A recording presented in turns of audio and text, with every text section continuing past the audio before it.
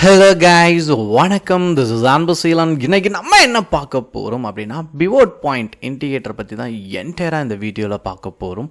பிகினராக இருக்கிறீங்க அப்படின்னா ஸ்கிப் பண்ணாமல் எண்டு வரைக்கும் இந்த வீடியோவை பாருங்கள். பொதுவாகவே ஒரு இண்டிகேட்டரோட பர்பஸ் என்ன அப்படிங்கிறதுல நம்ம எப்போதுமே ரொம்ப தெளிவாக இருந்தால் மட்டும்தான் நம்ம அதை தொடர்ந்து பயன்படுத்துறதுல நமக்கு சக்ஸஸ் ரேஷியோ இருக்கும். சரிங்களா? ஃபர்ஸ்ட் நீங்கள் எந்த மாதிரியான ட்ரேடர் அப்படிங்கிறதுல ரொம்ப தெளிவாக இருங்க. நீங்கள் கான்ட்ரா ட்ரேடரா, இன்ட்ராடே ட்ரேடரா, பொசிஷனல் ட்ரேடரா, ஸ்விங் ட்ரேடரா அப்படிங்கிறதுல ஒரு தெளிவான பிம்பம் எடுத்துக்கோங்க. சரிங்களா?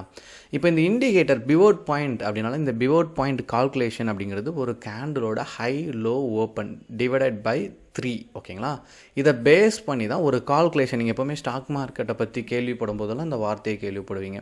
ஸ்டாக் மார்க்கெட்டில் ஒரு கால்குலேஷன் இருக்குது, அந்த கால்குலேஷனை பேஸ் பண்ணி தான் ட்ரேடை எக்ஸிக்யூட் பண்ணுவாங்க அப்படிங்கிறது. ஒரு இண்டிகேட்டரோட பர்பஸும் அதுதான். இண்டிகேட்டர் என்ன மீன் பண்ணும் அப்படின்னா, நம்ம நிறைய இண்டிகேட்டர் படிக்கிறோம், அது என்ன மீன் பண்ணும் அப்படின்னா ஏதோ ஒரு பேஸில் தான் இருக்கும். சரிங்களா? இப்போ இந்த பிவோட் பாயிண்ட் இண்டிகேட்டரில் ஃபர்ஸ்ட் நமக்கு சின்ன செட்டிங்ஸ் தெரியணும்.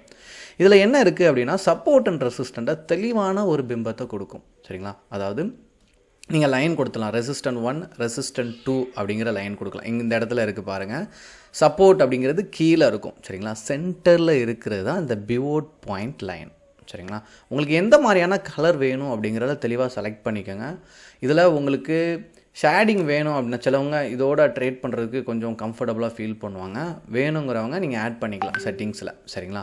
ஸோ சப்போர்ட் ரெசிஸ்டன்ட் அப்படிங்கிறது 1, 2, 3 அப்படிங்கிற கால்குலேஷன் இருக்கும். இதில் ஃபர்ஸ்ட் உங்களுக்கு பேசிக்ஸ் இதை பற்றி தெரியணும். நீங்கள் ஒரு சப்போர்ட் அண்ட் ரெசிஸ்டன்ட் ஓரளவுக்கு உங்களுக்கு வரைய தெரிஞ்சால் மட்டும்தான் நீங்கள் ஒரு இண்டிகேட்டரை பயன்படுத்துறதுக்கு நல்லாயிருக்கும். எக்ஸாம்பிளுக்கு சொல்லணும் அப்படின்னா, நீங்கள் கம்பெனியில் ஒர்க் பண்ணும்போது ஸ்மார்ட் ஒர்க் பண்ணுங்கள் அப்படின்னு சொல்லுவாங்க. இந்த ஸ்மார்ட் ஒர்க் உங்கள் கூட இருக்க ஒரு ஃப்ரெண்டு பண்ணுவார். ஆனால் அவர் ஸ்மார்ட் ஒர்க் பண்ணுவார். இவர் எப்படி பண்ணுறாரு அப்படின்னு நம்ம பார்த்தோம் அப்படின்னா, அவர் கொஞ்சம் எக்ஸ்பீரியன்ஸ் கெயின் பண்ணியிருப்பாங்க. இப்போ பொதுவாக நீங்கள் கவனிச்சிங்கன்னா, யாரெல்லாம் ஸ்மார்ட் ஒர்க் பண்ணுவாங்கன்னா, யாரெல்லாம் ஹார்ட் ஒர்க் பண்ணியிருக்காங்களோ, நல்லா கடுமையாக உழைச்சிருக்காங்களோ, அவங்க தான் என்ன பண்ண முடியும், ஸ்மார்ட் ஒர்க்கை இம்ப்ளிமெண்ட் பண்ண முடியும். ஏன்னா அவங்களுக்கு தான் தெரியும் ப்ளஸ் அண்ட் மைனஸ் என்னவா இருக்கும் அப்படிங்கிறது. அதனால தான் நல்ல எக்ஸ்பீரியன்ஸ் ஆனவங்க இமீடியட்டாக டிசிஷனை மேக் பண்ணுவாங்க ஒரு கம்பெனியில். அதனால தான் எக்ஸ்பீரியன்ஸான நபர்களுக்கு நல்ல போஸ்டிங்கும் கம்பெனியில் கொடுப்பாங்க. அதே போல் தான் உங்களுக்கு சப்போர்ட் அண்ட் ரெசிஸ்டண்ட்டே தெரில. இப்போ ரீசன்ட் சமயத்தில் பார்த்தீங்கன்னா எல்லாருமே பிளைண்டாக தான் என்ன பண்ணுவாங்க, ஒரு இண்டிகேட்டர் எடுத்து நீங்கள் யூஸ் பண்ணுங்க. இண்டிகேட்டர் அப்படி நீங்கள் யூஸ் பண்ணீங்க அப்படின்னா ஃபெயிலியர் வரும். அதனால தான் நான் சொன்னேன், நீங்கள் பயன்படுத்தும் போது உங்களுக்கு ஓரளவுக்கு சப்போர்ட் அண்ட் ரெசிஸ்டன்ட் வரைய தெரியுமா அப்படிங்கிறத செக் பண்ணுங்கள்.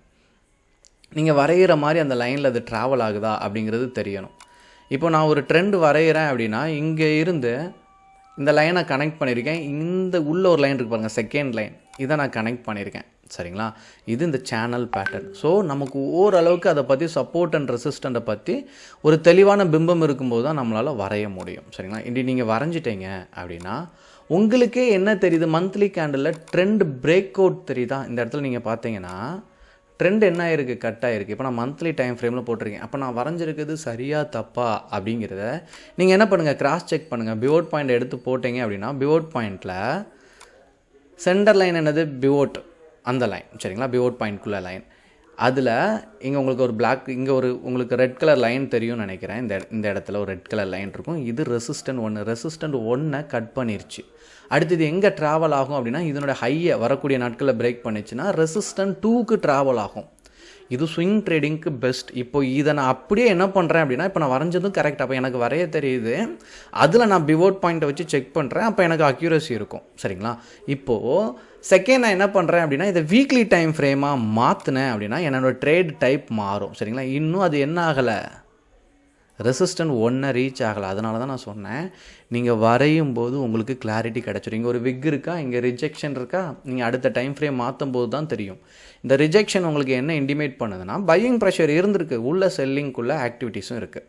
சரிங்களா? ஸோ செல்லிங் ப்ரெஷரும் கீழே கொண்டு வந்துருக்கு. இப்போ உள்ளே யார் இருக்கா, அந்த இடத்துல ரிவர்ஸ் ஆகிற சான்சஸ் இருக்குது. நீங்கள் உள்ள டைம் ஃப்ரேம் மாற்ற தான் உங்களுக்கு கிளாரிட்டி கிடைக்கும். அதனால தான் எப்போவுமே பிரேக் அவுட் பண்ண உடனே டப்னு என்ட்ரி கொடுக்காதீங்க. அது ஸ்கேல்பிங். ஸ்விங் ட்ரேடிங்னா பெஸ்ட்.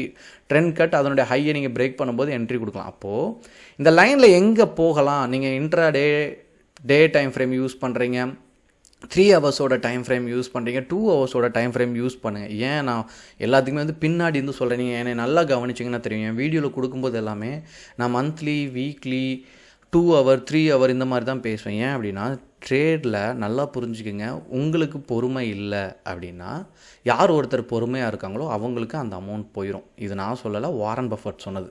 இதே போல் தான் நம்ம பொறுமையாக இருக்க மாட்டோம் ட்ரேடில். நீங்கள் வச்சுருக்க கேண்டில் பொறுமையாக வரணும். ஏன் 1 மந்த் கேண்டில்லாம் அந்த கேண்டில் கிரியேட் ஆக 1 மந்த் ஆகும்.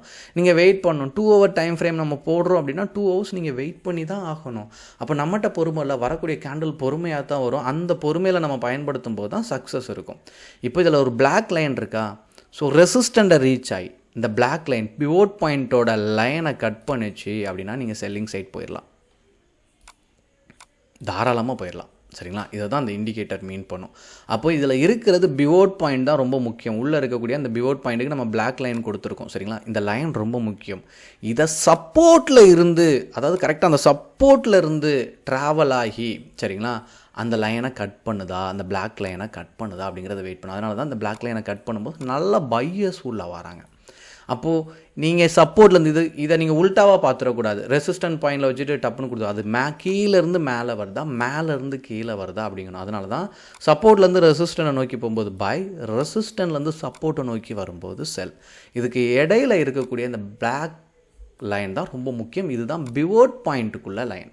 இந்த லைனை சப்போர்ட்லேருந்து கிராஸ் ஆகும்போது நீங்கள் என்ட்ரி பாயிண்ட்டை கொடுத்தீங்கன்னா பையர்ஸோட ப்ரெஷர் அதிகமாக இருக்கும். எல்லா இண்டிகேட்டருமே ஒரு ரீசனோட தான் இருக்கும். அந்த ரீசன் என்னன்னு புரிஞ்சுக்கங்க. அதுக்கு பின்னாடி பேக் எண்டில் இருக்கிற விஷயம் என்ன நமக்கும் தெரியணும். நம்மளும் சப்போர்ட் அண்ட் ரெசிஸ்டன்ட் ப்ராப்பராக ட்ராப் பண்ண ஆரம்பிச்சிட்டோம் அப்படின்னா இதை ஒரு கிளாரிட்டிக்கு நம்ம எடுத்துக்கலாம். சரிங்களா? அது நமக்கு நம்மளுடைய சக்ஸஸ் ரேஷியோ பூஸ்ட் பண்ணும், நமக்கு கிளாரிட்டி கொடுக்கும். பிவோட் பாயிண்ட் ஒரு பெஸ்ட் இண்டிகேட்டர்னு சொல்லலாம். இது ரிலேட்டடாக என்ன டவுட் இருந்தாலும் கமெண்ட் பண்ண மறந்துடாதீங்க. Okay guys, thank you so much for வாட்சிங் this video. Tata, bye bye, see you.